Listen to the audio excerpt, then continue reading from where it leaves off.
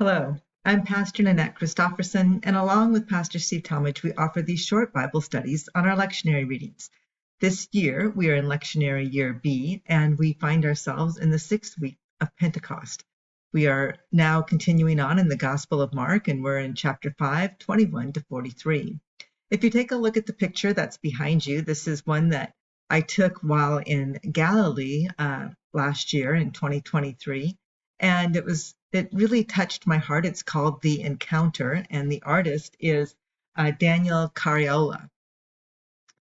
I'm not a foot person, not that I'm not one who really likes feet, but what really captured me in this is the belief of her touch and how her touch, by touching the robe of Jesus, meant that she would be healed. All she needed to do was touch. So we'll be talking a little bit more about this woman in a few minutes, but I just wanted to explain to you the picture for a little bit.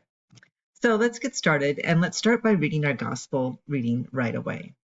When Jesus had crossed again in the boat to the other side, a great crowd gathered around him, and he was by the sea.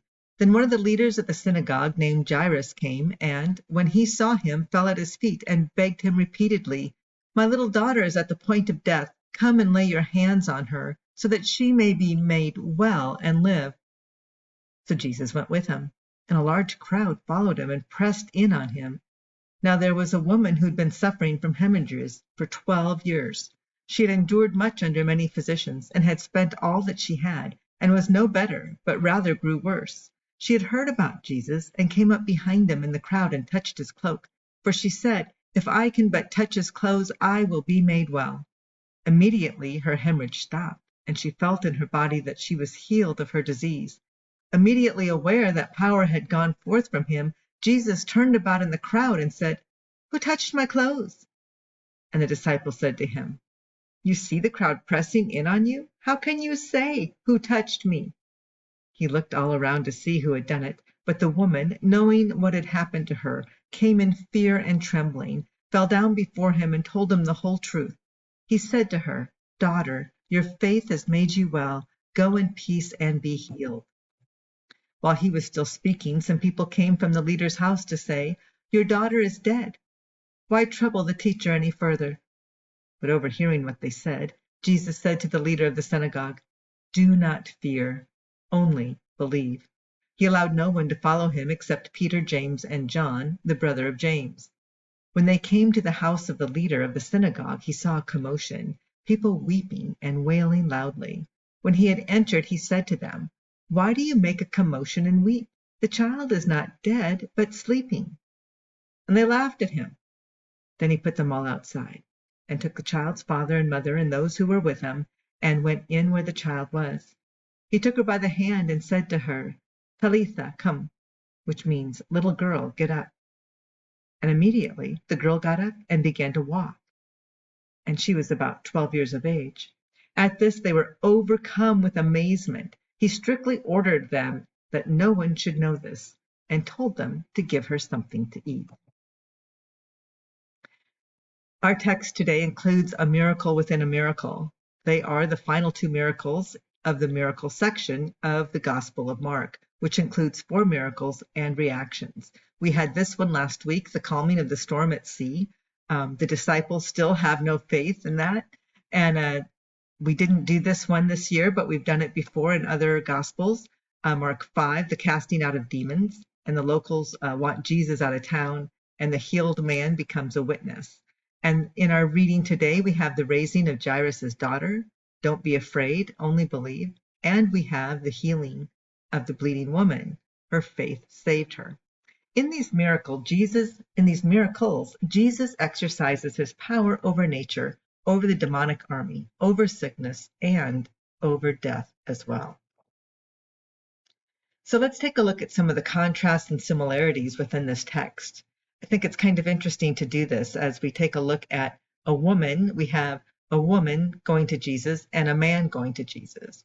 We have a woman and a girl. We have someone who is poor, and then the man probably in a little different socioeconomic status, probably wealthy. A nobody, which is the woman, a somebody, which is Jairus. No status and status. someone who is anonymous, and we have Jairus. No support from others. This woman didn't have any, but the father pleads for his daughter. But some of the similarities are that they both exhibit faith, both exhibit fear, both events involve saving and healing, both females are called daughter, both females were unclean by their death or disease, both miracles involved touch, an act which would have made Jesus unclean. So let's take a look at uncleanness and the Interpreter's Dictionary of the Bible, clean versus unclean. Since in priestly thought uncleanness was infectious, a human being might incur it by contact with any unclean person or thing. But the law regarded three forms of uncleanness as serious enough to exclude the infected person from society. These were leprosy, uncleanness caused by bodily discharges, and impurity resulting from contact with the dead. Note that this is not the same kind of uncleanness of a 2-year-old being covered in mud. This also connects this miracle with a preceding one, the exorcism of the unclean spirits from the man living in the tombs into the unclean pigs. James R. Edwards, The Gospel According to Mark, writes about these three.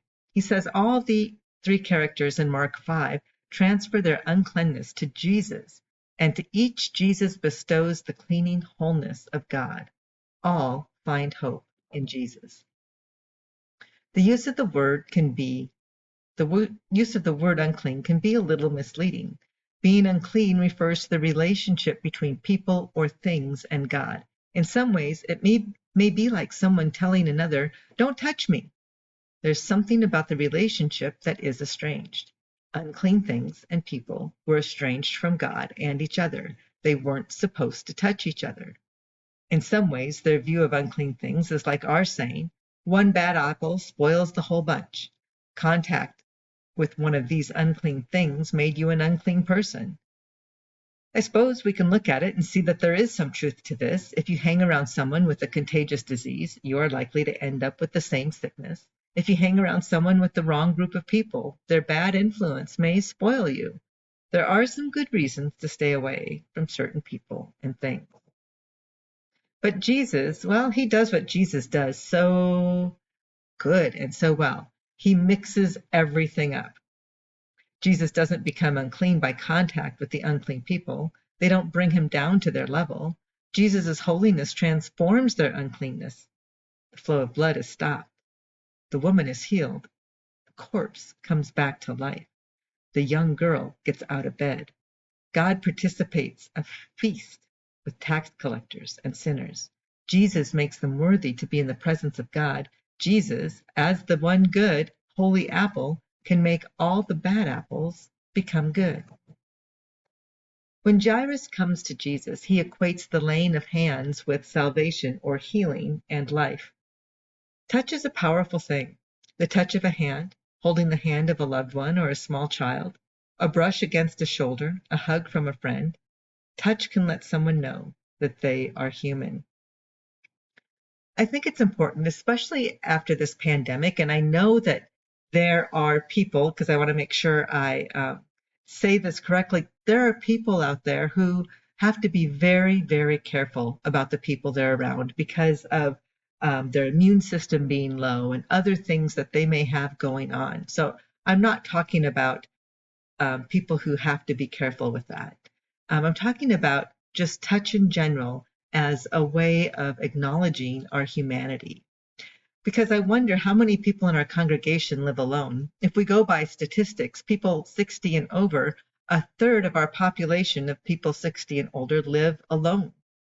And how just coming to church and brushing up against someone, being in community with others, shaking a hand, offering a hug, is something that's really important to them.